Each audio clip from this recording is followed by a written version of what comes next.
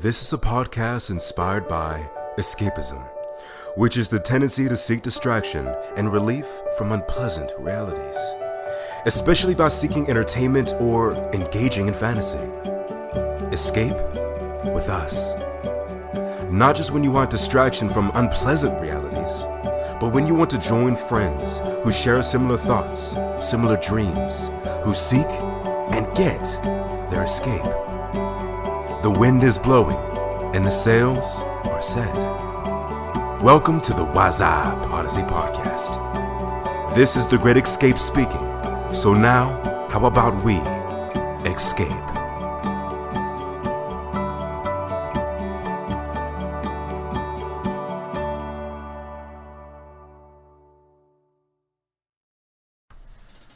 What's up, everyone? Let's rock. So today I am conducting a new special interview with Clif the Artiste. And he's here actually with my two dogs as well, so you may hear them making a little noise in the background. but they are super, super adorable. The one was cuddling with me earlier. It was beautiful. Love dogs.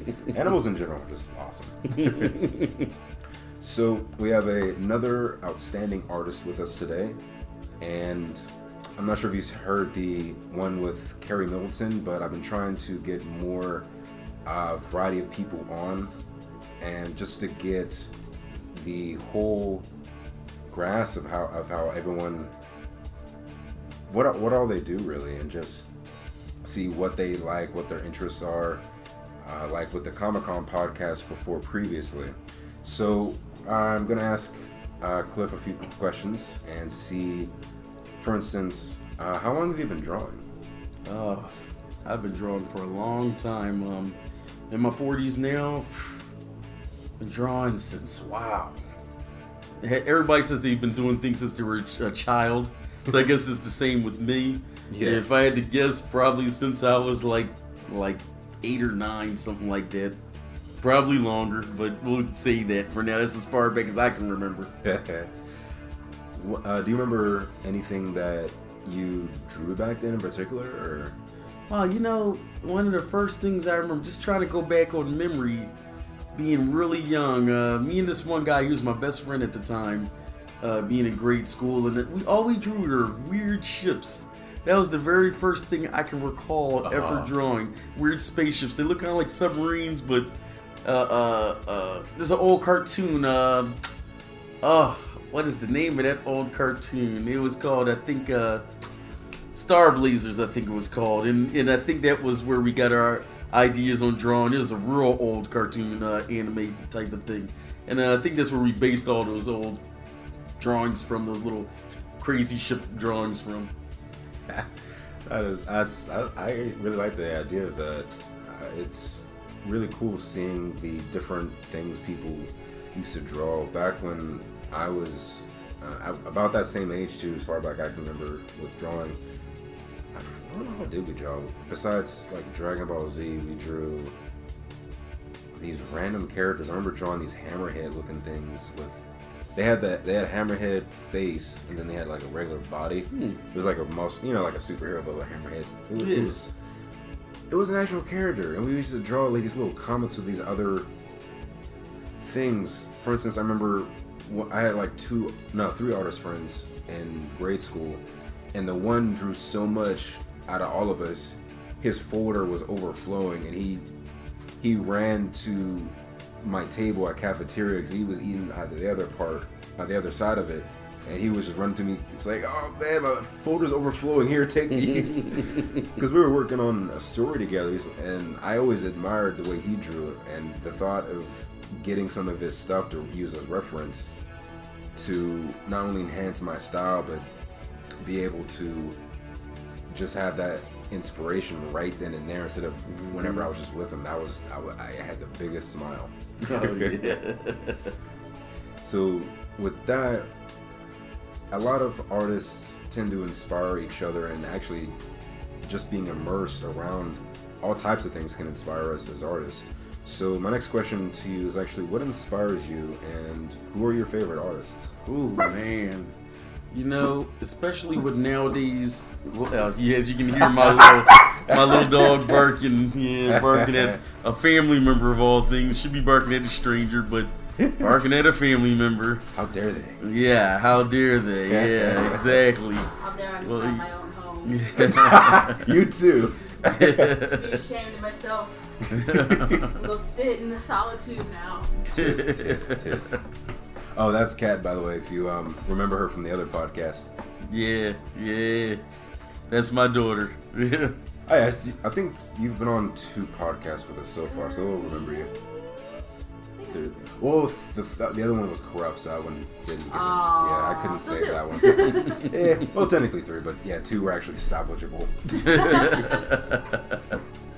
As far as artists go, before we got interrupted by that little dog barking at Kat, as far as artists and artwork goes, you know, it's crazy. Once upon a time, I might have been able to say that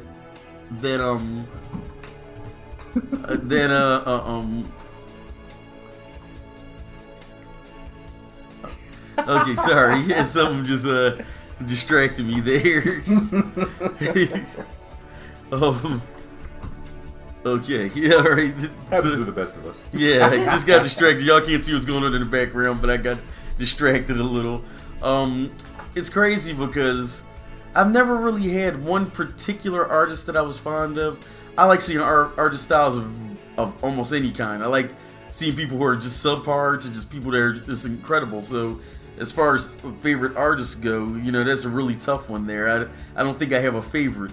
And that's also because there's many different genres.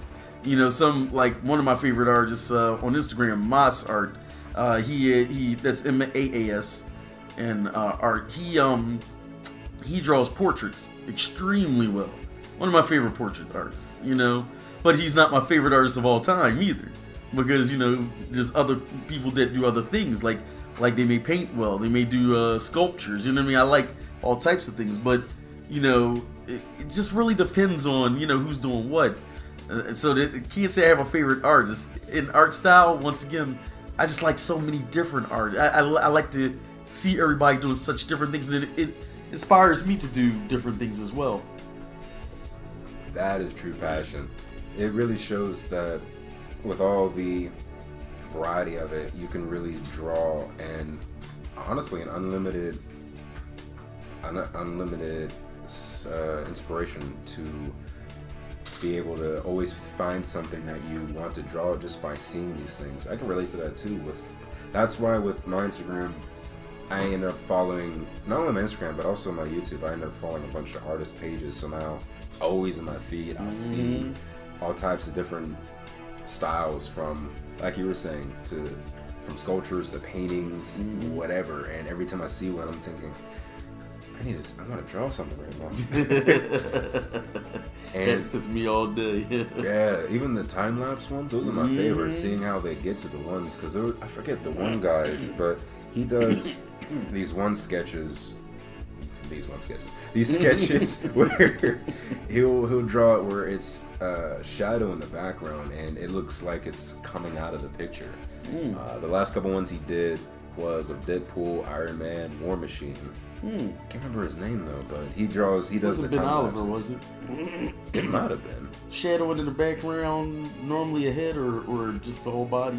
Yeah, it's usually a head and like half the torso. He'll do it on like the toned paper because he'll use the white. I think maybe that's him, because there's a guy who you sound like you're describing who's phenomenal with that. Yeah. Looks definitely like a shadow in the so it looks like it's just jumping off the paper. Yeah. I love that style, man. It really llooks like it's coming right from the movie. It's crazy. Yeah. And you see the pencils and stuff he's drawing with, and it'll show you how he got there. I'm thinking, how in the world?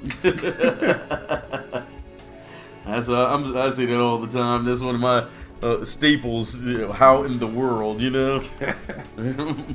That's the cool thing too, because you see these things and you may get it. Like, I'll get a little jealous, but then I'll think, I'm really happy that I'm able to see these drawings. And at the end of the day, even though I want to be at some of the levels that they're at, I still get inspired to think, well, I may not be there, but I still love drawing, and this is actually inspiring me to keep at it, and I know that I'll get to that level. Absolutely.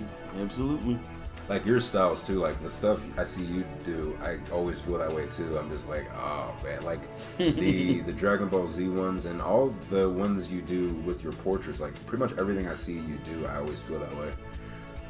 And the different drawing utensils that you've been using recently, I've been you show me like what they do, and then I wanted to get them myself.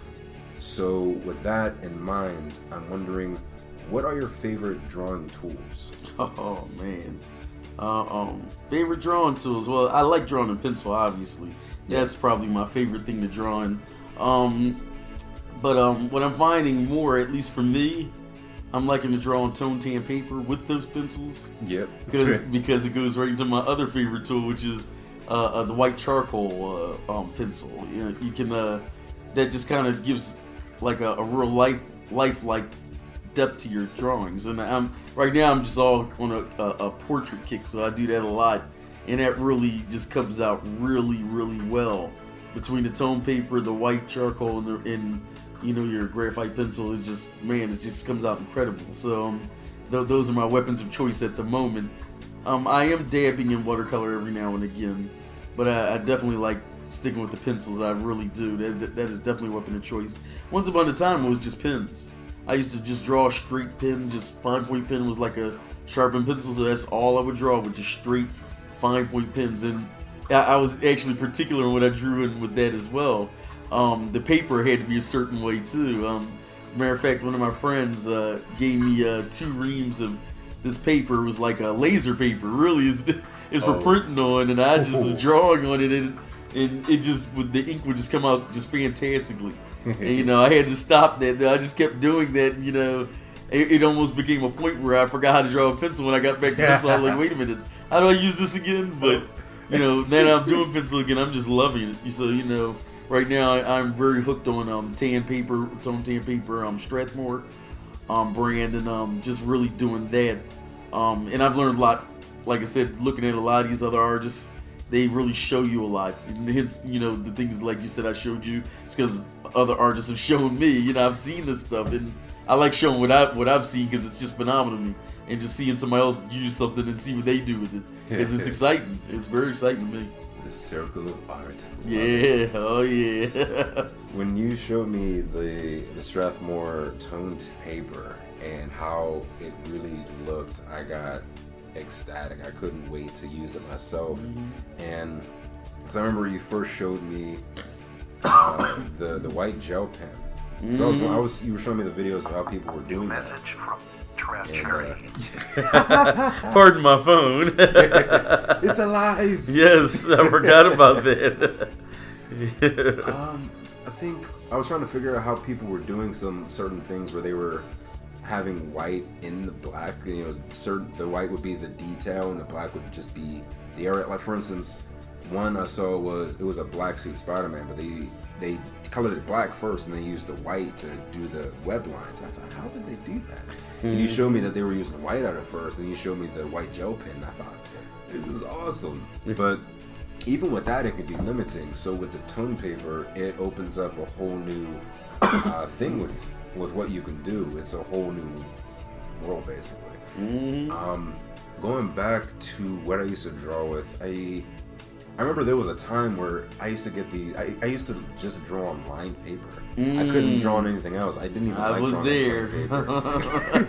I was there. And then I can't find it anymore though. There was this black lined paper, and I used to draw specifically in that only with Black gel lined pens. paper, as in black paper with white lines. Oh yeah, it was. Wow, I didn't see that before. Yeah, they were notebooks, but the paper was just black. Oh man, I'd have loved to come across that. It was awesome. I used to just draw on that all the time with certain gel pens, because the gel pens had that really nice glow to it. Yeah, like golds, the whites, just like colors in general. And that was back in grade school. And after that, I think maybe last year or so, I thought, you know what, that was awesome. I need to get back into that. Cannot find it anywhere. Wow. I can find black construction paper, which is pretty close, but I prefer it, being in a book. But you can't really find anything like that anymore from what I've seen. Yeah. My favorite drawing tools, pretty similar. You got me into the what is it? White chalk? Yeah, the white chalk pencils. it's called charcoal. White charcoal. That's what they call it. I love those. It's great. It is great. I always use mechanical pencils whenever I'm just drawing whenever I'm just using any type of pencil. I usually do the mechanical. I want to get more so into the ones I have still that I haven't really used too much. Like there's some charcoal pencils I have that come in different lead sizes. I want to use more so when I get into shading, because there's a couple things with that I want to get more into. I know those different lead sizes go hand in hand with it. I usually stick with the 0.5. I think that's what it is with the mechanicals. Oh, okay. And that's I do my style usually goes between just mainly black and white, because I don't color that often because I have to learn to mix the colors a bit more. But I'm terrible with colors too. Trust me.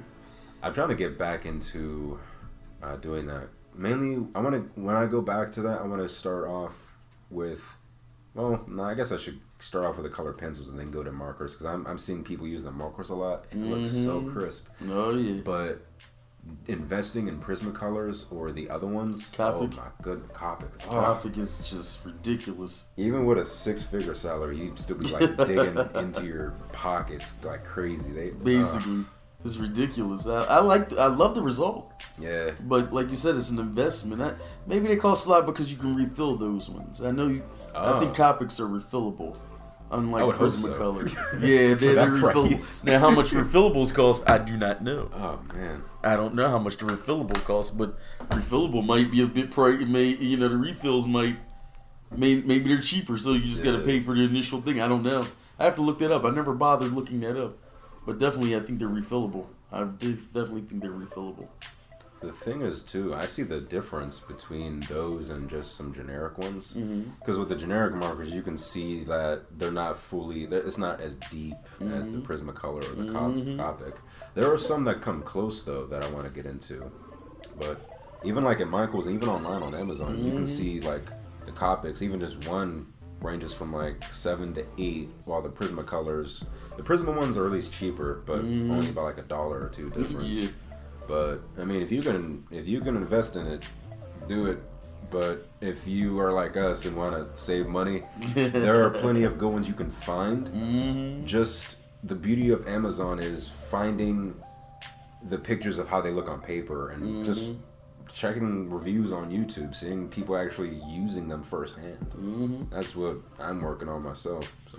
As with anything, sometimes you can start cheaper just to get a feel yourself of, like, for example, cheaper brand of marker, see what you do with them, see how it feels. Then you say, okay, if this is the direction I want to go, let me start investing in a higher price marker, which, like you were talking about, Prismacolor, Copics, and then going from there. But at least if you get the feel first, as opposed to just going out there and just buying it. It's kind of like getting your first car. You just got your license. The first thing you don't want to do is buy the Mercedes-Benz, because chances are, if you make any mistakes, that's it. You want to get a little driving experience. So you get a cheaper car first, get the feel for it. Hey, I kind of dig this a little, then work with it from there, and then you can invest in that more expensive thing. So with those Copics and Prismacolors, expensive, but just see if you like a cheaper brand first and go from there. I mean, it won't kill you, Yeah. And then invest, and then you know whether you really want to go in that direction. Because that's really true. Because what if you prefer color pencil strictly, or if you maybe just prefer watercolors or painting? You may not even like markers just because of the feel or just what the style of what you have to do. You never know. Exactly. I practice or fool around with a bunch of different things lately just to get feelings for them, and I'm liking what I'm seeing, but I don't know what I'm going to invest in heavily yet. Like I've tried the pastel pencils, which are nice. They're very nice. Regular color pencils, obviously, Prismacolor color pencils, love them to death. I do like those. There's a lot of time and effort into those things to get them the way you want, but when they come together, it's all good. I tried acrylic and oil markers, believe it or not. Those are actually cool. I'm not a good painter, but I'm working on that. And trying that from the marker perspective is actually very interesting. It's something I would say to try out once to to get a feel for it. It's not like a paintbrush, obviously. It's like drawing with marker, but you get the paint effect. It is oil-based paint or, acrylic. So, when you use them, you get a similar result. It comes out pretty interesting. So your drawing style, you kind of vary between. I notice you'll do portraits more so than other ones, but I've also seen you do sketches. Like you did a few. I know one was a gift for a friend of ours because he's a big fan of Dragon Ball Z.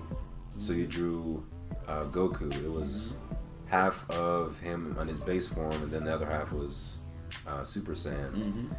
So, is there a particular one that you have more fun doing, or because I know you say you don't really have a particular favorite style, since you do the vary between like what you want to draw, but is there something along those that you favor or have more interest in drawing more than the others?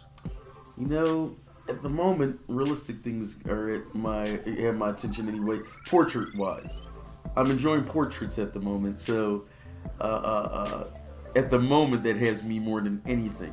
However, I'm not going to lie to you. It's always fun drawing any Dragon Ball Z character. They're just, I don't know who came up with their design, but I can never think of the name. But I'm gonna tell you, that design is just always fun to work with. If you just want to just goof off or just take a chill for a moment or just do something fun, a Dragon Ball Z character is always just fun to just let go on. Like when I did that picture for that friend of ours, that Dragon Ball, it was like, okay, I'm doing a Goku. I said, you know what, let me do watercolor with him. And it was just, it's those kind of characters you can just fool around with and try something new with and not really be upset at whatever comes out, and the watercolor actually came out pretty good. So, like I said, I've been experimenting with that too, and I enjoyed it. It was really a lot of fun. I learned a lot more with watercolors doing that character, and he's a simple character, but when you do those kind of things, just for fun, like for me, the Dragon Ball Z characters just for fun, then I can have a chill moment, not take it so seriously. It brings me back down a little bit because when I'm doing these portraits, I'm just trying so hard to make them look like whoever I want it to look like that sometimes it gets a little stressful. So you just want to make sure that sometimes you take it back a little, do something fun, do something that seems fun. But I am on the portrait thing at the moment anyway, more than anything, realistic portraits. It's really fun too. I get into those moments too where I've actually like drawing portraits. I don't like it. I don't particularly love drawing portraits, but I do have those moments where I want to draw them. I remember my favorite one actually was back when Civil War came out and they had the poster of Tony Stark and Captain America. Mm-hmm. So half and half. Mm-hmm. And I had to draw it. It was just so fun. So I think for me, when it comes to portraits, at least for the most part, if it's more so something that's not just like not really a normal person, more like superhero-esque or something like that. Mm-hmm. I love drawing it. Iron Man's actually, his suit is really fun to draw. I always had a ball drawing his helmet because when I drew another one not so long ago. It was another Civil War teaser. It had his shield of Captain America, and then it was all cracked, and then Iron Man's mask, half and half. So that was really fun. Yeah. What was the other thing? The cool thing too is what I've noticed. We have different. There's always a cool thing you can do with the different projects. Is I've seen a lot of great Dragon Ball Z things where, as an example, where people will take these characters and draw them in their own way. Mm-hmm. Yes, I've seen that. I really wish I really wish I had seen the. I wish I saved the picture of who did this one, or saved the profile on DeviantArt. Mm-hmm. Akira Toriyama. He was the original. He was the creator and the guy who drew the Dragon Ball Z characters, or Dragon Ball, Dragon Ball Z, and so forth. The style for it, and actually the story too, for the most part. So the person I saw as an example, the one I remember the most, the two actually. The one was, he drew Super Saiyan 2 with the lightning still, or electricity I should say, and he had it so the Super Saiyan 2 looked like it was the Human Torch almost. It was interesting. Like the body was mainly, it was a mixture of energy and flame, that kind of design to it, and you had the glowing eyes, and the aura itself even was part of the flame, and it looked just crazy, because that's one thing I kind of wish was more in the actual style, that the forms had more of a variety, had more of a look. But then again, when you get to 3 and 4, the look is pretty great, and then you have the god form. But then again, I mean, either way, they're all cool. But there's another form you haven't seen yet. You got to keep up with Dragon Ball Super. There's man. another form you have not seen, and I thought it was nice. Yeah, it's another form. Oh boy, this is nuts. I don't want to give it away for you because you haven't seen it yet, but there is another form. It caught me off guard. Somebody else kind of just wigged out, and it's really nice. It's an interesting take on the form that they gave this guy. Really interesting. It's really interesting. I think you'll enjoy when you see it, but.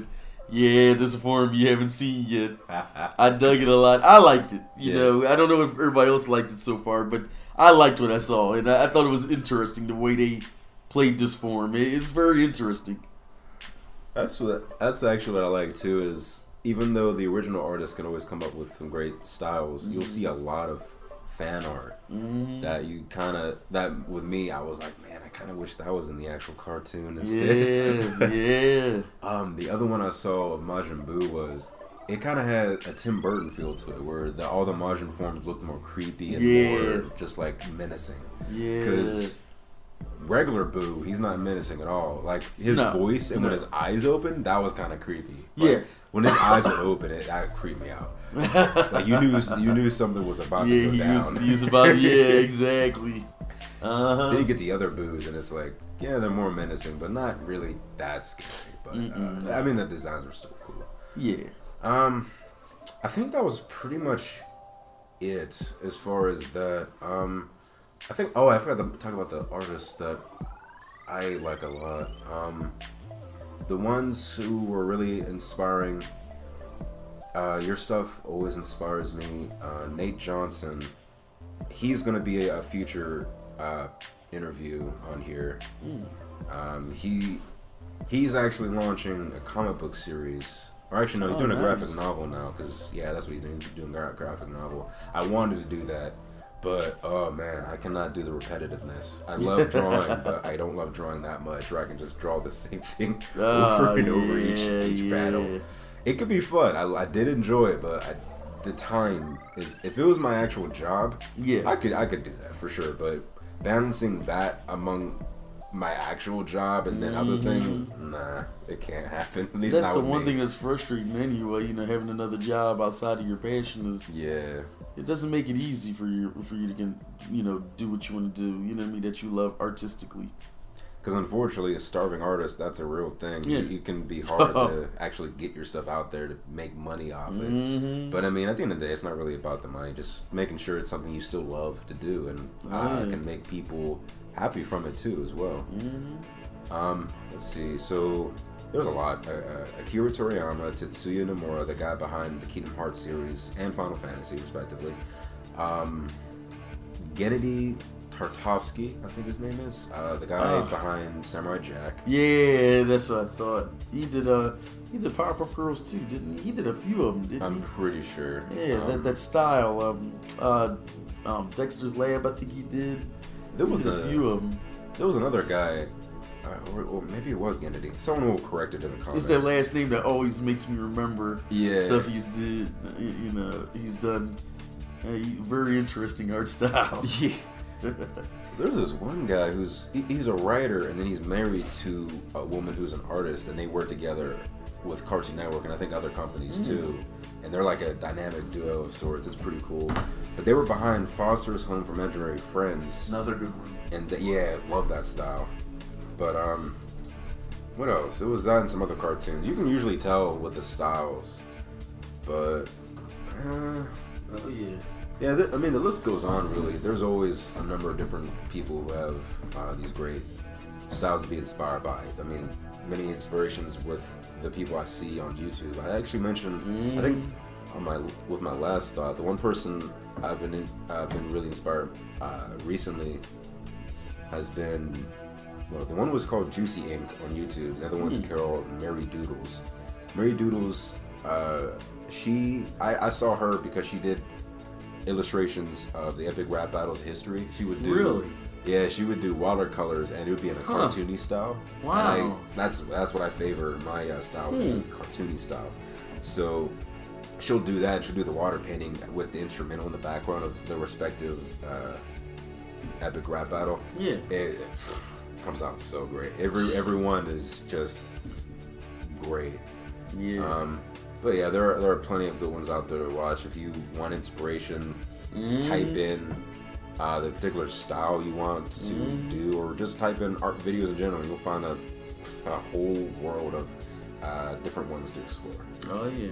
It's definitely a random thing. I mean, if you try to sometimes be so specific, you'll miss out on a whole lot of guys. But if you just say sketch, type that in, and you come across all types of guys, and it's just amazing what you come across, by mistake. And and that's Instagram, YouTube, all that. You just come across some wonderful talent out here, and it's one of my favorite pastimes now to do is to just go on Instagram or YouTube and just type in a random kind of drawing style or whatever and see who pops up, and then I'm inspired again, to try something new. Whereas when I was younger, I was pretty straightforward. Now looking at all these cats, they have me trying things that I never thought I'd want to try, like watercolors and painting it again, and stuff like that. So I'm trying my hand at some new things, and I love it. Pinterest I like the most too, because you can actually make the separate boards for certain ones. So, but was there anything else you wanted to add in closing before we close it up? I know, just everybody, if you love art, keep being inspired, man, and don't give up on your dream of pursuing it if that's what you want to do for a living, as a job, But personally, that'd be the best job in the world, to be able to actually be out there and doing something that you actually really love, making money for it, and being able to be almost anywhere doing it. You could be in a park drawing something, you could be in a coffee shop drawing something, you could be anywhere drawing something. And I know that because, once again, just looking out people on these online, that whole online world out there, you see these guys, they'll show you that, hey, I'm drawing in a coffee shop, and they'll just come out with this amazing piece of work just out of nowhere, on a napkin. Yeah, on a napkin, and I'd buy some of that stuff on the napkin, It's like, it's crazy. So, I mean, you just keep at it, keep working real hard at it. Don't get frustrated if either a certain style of drawing doesn't work for you, or a certain medium doesn't work for you. Try something else. But the main thing, the only way you'll get better is if you keep drawing. They say you should draw a couple of times a day or something like that. It's hard when you have a secular job, that's always in the way. But if you can try to make that time to do it, draw a couple of pieces a day, and it'll just keep you going and keep you getting better. And don't be afraid to try new stuff. Don't try and definitely, big one, definitely be able to take advice. Yep. You have to. That and critique. Critiques. Please take the critiques. Everybody's not out to bash you. A lot of guys who tell you things, it's not that they're bashing you if they say something you don't like. It's more so, hey, this is probably something you really should work on. And if you can take that critique and learn from it, then it'll probably make you a better artist. I love critiques. I don't care if I get bad ones, good ones, whatever. The fact that I get any feedback tells me, okay, this is what I need to work on, or hey, I'm pretty good here, okay, what can I do to make it even better? If somebody says they like it, I say, okay, I'll draw something else, post again, and the person says, yo, that's better than your last one, and I'm happy. So, I mean, I'm always, I'll give you a quick example. I tend to get lazy on hair when I draw. I tend to get lazy on hair. Hair is repetitious, it's boring, it's one of the more boring things. Another fellow artist agrees with me on that. He hates doing it, but he's perfect at it. But somebody called me out on it. They actually gave me a critique. They said, your picture would be on point if you did the hair with a little more detail. Now, I could have said, man, I ain't doing that hair with no detail, man. It's my piece, But nah, he was right, and I told him back, I said, you know what, you caught me. I was being lazy, and we laughed about it. And one of the other things that you always want to do, and I always do this, if someone makes any comments on any piece I do, if it's a hey I love it or hey I hated it, whatever, I comment back every single time. If I can catch it, if I miss it, then I hate missing them, but I always try to make sure if I see a comment on any post that I make, that I comment to every single person back. Because, for a person to take time out to say something about your piece, man, I mean, you gotta say something. Even if they say, hey, this is good. Hey, yo, man, thanks. You know what I mean? Whatever they say, I try to respond back because I really appreciate the fact that they give me an input. Likes are likes, but somebody give you a comment that takes a little more time, But definitely take critiques. Take all that critiques, bad and good. Take them and just learn from them.